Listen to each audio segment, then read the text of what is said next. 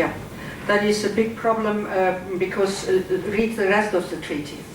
If there is one policy which is still a subsidiarity policy, which is linked to the member state, it is education and the content of the education. And that is an easy sentence. Look at Germany.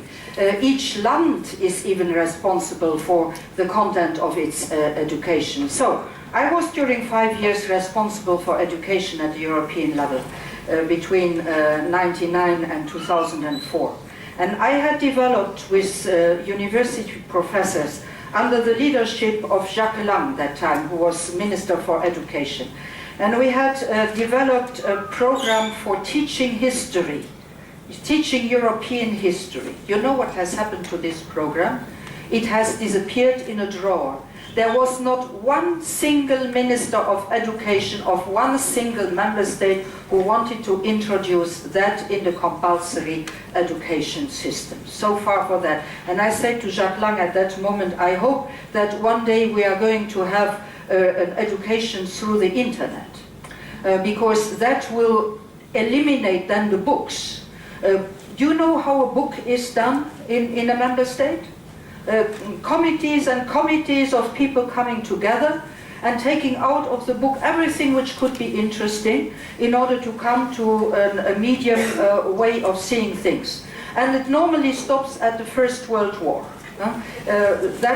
So it's very rare that an education on how Europe was created, why it was created, how it has evolved, is given in the compulsory education system. I do really regret that, because I do believe that kids should learn about their own history as they learn about the history of Europe. And everywhere I go now, I urge the mayors, because mayors in primary school can do some things in their primary school, some things in the member state.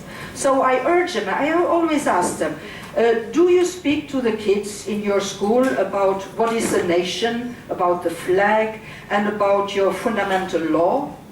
And I tell them, then read the Charter of Fundamental Rights of the European Union, which is one of the most beautiful texts which has ever been written in the history of mankind. And it is very short. So if you read the constitution of your state, read also the Charter of Fundamental Rights, which is a basis for our rules, for the way we live together, the way we respect each other, the basis of the rights of the citizens and of the societies. So I have to try to go through this way, because normally the only power of action which a European Commissioner has is in cross-border questions. And that is why the mobility is something which is in our hands. And that is why, for instance, Erasmus, we could create it. And because it is mobility, it is going from one member state to another. So there you can intervene, because the treaty gives you the possibility. The treaty does not give you the possibility to intervene in the national curricula of national schools. What is your suggestion that you would do if you would be Mme Reding? I agree that the treaty does not give competence to the Union to intervene in content of teaching. But there is a lex specialis to that lex generalis. That is the first element of the second paragraph of Article 165. Yeah, well, and the Jean Monnet action proves that, because there is a lot of promotion for action under Jean Monnet for the European and national education and higher education institutions. So why can that same action not be undertaken at secondary school levels? And there the cross-border element is not in mobility, but simply in the subject, in the European dimension of education. What are my powers as a European Commissioner? They are very wide. But my powers go only as far as the treaty goes. And if somebody in a member state or a state thinks I have overpassed my powers, they bring me to the European Court of Justice and I lose the case.